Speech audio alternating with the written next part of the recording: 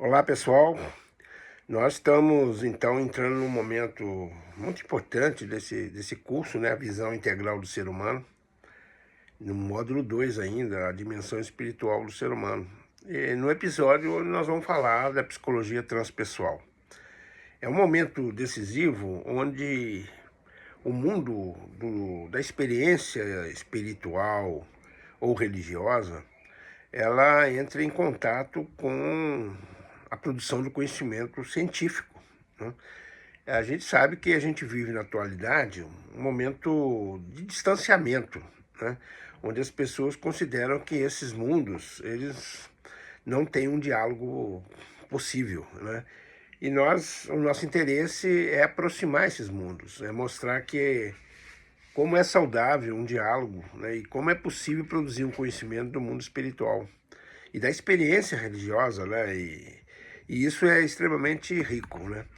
Nós vamos falar um pouquinho da psicologia e da sociologia, né? Das religiões, né? E da espiritualidade, né? Existe um campo grande de estudo sobre isso, e em especial da que nós chamamos de psicologia transpessoal ou psicologia profunda, né?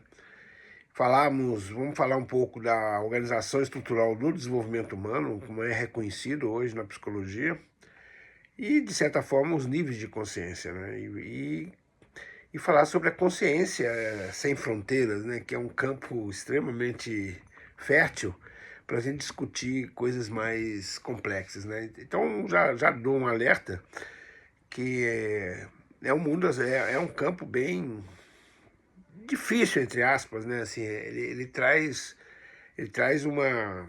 um esforço nosso da gente tentar unir isso dentro de nós, aquilo que aqueles que têm uma experiência mais espiritual, religiosa, ou religiosa, né? E aqueles que produzem conhecimento, que têm estudado, principalmente nas academias, né? Então, a moderna teoria sociológica e da psicologia, eles podem se beneficiar muito desse diálogo, né, com o que nós chamamos de filosofia perene e as suas perspectivas transcendentais ou transpessoais, né? A filosofia perene é uma concepção de que existe uma sabedoria universal e atemporal em todas as tradições místicas, religiosas e filosóficas. E, naturalmente, uma sociologia e psicologia que considera a espiritualidade como dimensão do ser humano representa um novo tipo de abordagem ampliada no estudo e conhecimento. E a psicologia transpessoal, ela se caracteriza como uma contribuição dos ambientes científicos ao estudo e compreensão dessa experiência interior de ordem transcendental, né? Ela trabalha pela realização do ser, pelo despertar da natureza espiritual de cada indivíduo e de suas qualidades mais genuínas humanas, né? Essa experiência que ao longo dos séculos recebeu das diversas tradições, numerosas denominações, né? A gente fala em experiência cósmica, consciência cósmica, né? Falamos de nirvana, o reino dos céus, né? Então a gente tem Nagal, né? Como uma experiência indígena muito significativa, né? Então ela é uma experiência que tem muitos registros, né, na história, e o difícil é relacionar ela com a atualidade da ciência, né, e como que a ciência avança para dentro dessa possibilidade de estudo, né? Esse termo transpessoal aplicado à psicologia, né, parece que foi utilizada por um Roberto Acciagioli, né, que criou um campo de estudo da psicologia que é chamada psicossíntese. E logo depois o próprio Jung, né, que conseguiu, né, invadir um campo dessa realidade psíquica que se estende para além da personalidade individual, né? E a gente vai falar da consciência coletiva, né, de Jung, né? E essa psicologia transpessoal, portanto, ela indica um enfoque psicológico que se ocupa do estudo e da cultura da espiritualidade e das experiências espirituais em um contexto psicológico, né? Esse enfoque que começou a se firmar no campo da psicologia ao redor do ano 70 do século passado, né?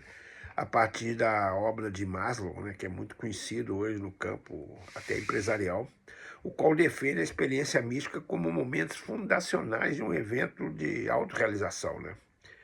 E houve uma primeira associação da psicologia transpessoal, foi fundada nos Estados Unidos em 1969, com personalidades conhecidas como Maslow e Viktor Frankl e outros, né?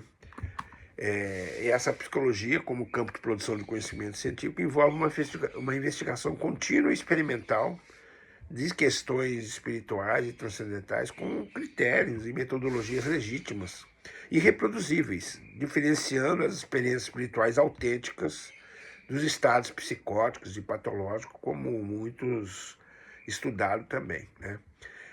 E essa novidade da sociologia, né, que considera, a partir das referências da psicologia transpessoal, de toda uma história, né, onde muito conhecimento filosófico, né, que se juntou, ou seja, até de Platão, Aristóteles, Santo Agostinho, Plotino, Kant, Hegel, William James, Jung, Assagioli, e toda uma tradição milenar espiritual do Oriente, né?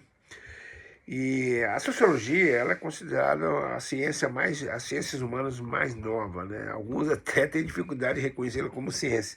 Ela surge na Renascença e no Iluminismo e foi dominada, e ainda é dominada de forma mais hegemônica, num clima intelectual do materialismo científico, né? Seja através de Comte, Marx, Freud e tantos outros, né? E a gente tem uma literatura muito forte já nesse campo, né, que a gente sugere para vocês. Nesse estudo que a gente poderia começar a falar em ciência da religião, né? Existe um campo teórico imenso sobre as religiões e essa experiência que é inegável, né? Hoje a gente sabe que a maioria das pessoas do mundo, elas têm alguma experiência religiosa, espiritual, né? E assim, a ciência, no primeiro momento, ela estuda as religiões a partir de 4 perspectivas que vão se acumulando e vão se tornando mais complexas. A primeira, que é muito vista no campo acadêmico ainda, né, que é a teoria da primitivização, né, que considera a religião como um estágio inferior do desenvolvimento humano, né, como se fosse uma mentalidade primitiva, são fixações, como Freud fala, ou regressões à mágica infantil, né, ou à mitológica da criança, né. Então essa é uma dimensão ainda predominante, no meu ponto de vista, para aqueles que não reconhecem na experiência espiritual algo verdadeiro, né. Uma segunda dimensão, ela caracteriza o funcionalismo, né. É a teoria geral do sistema onde grupos de sociedades são considerados na religião desempenhando algum tipo de função construtiva e objetiva, sem qualquer veracidade na comunhão com a divindade. É como se houvesse uma função social que a religião cumpriria, ou o próprio espiritualidade, né? Então, isso também é muito comum hoje, né, que os teóricos das ciências humanas ainda consideram como interessante. Um terceiro item é que nós chamamos de hermenêutica, ou interpretação do fenômeno, né? Que apenas estuda o estudo dos símbolos, né? Como a simbologia religiosa, ela diz aquilo que tem que dizer, mas não é só uma função social e válvula de segurança ou coesão social, mas representa uma intencionalidade, um reconhecimento intersubjetivo, né? A gente tem vários teóricos nesse campo, né, que pertencem a isso, seja William James, Ricord e o próprio Bellard, que foram influenciados por essa abordagem. E, por fim, o que nós entendemos ser a mais avançada é o que nós chamamos de estruturalismo do desenvolvimento, que são estruturas psicológicas que desenvolvem de forma hierárquica a cada sujeito, né? E cada etapa de desenvolvimento inclui e abrange ou agrupa elementos básicos de estágios anteriores, né?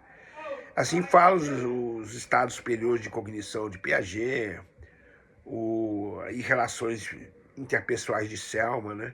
Então, na verdade, existe assim uma visão de que o ser humano ele vai evoluindo no seu campo de consciência e vai estruturando seu desenvolvimento a partir de formas, inclusive a religião pertence a esse campo.